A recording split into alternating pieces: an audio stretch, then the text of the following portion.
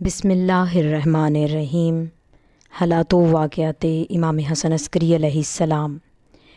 آپ رسول اللہ صلی اللہ علیہ وآلہ وسلم کے 11ویں جانشین ہیں اور سلسلہ عصمت کی 13ویں کڑی۔ آپ کے والد امام علی نقی علیہ السلام تھے اور والدہ جناب حدیثہ خاتون تھیں۔ آپ کی ولادت 10 ربیع الثانی 232 ہجری یوم جمعہ بامقام مدینہ منورہ ہوئی۔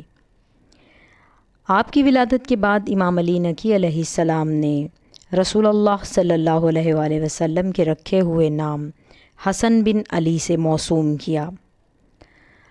آپ کی کنیت ابو محمد تھی اور آپ کے القاب بے شمار تھے، جن میں ہادی، عسکری اور سراج زیادہ مشہور ہیں۔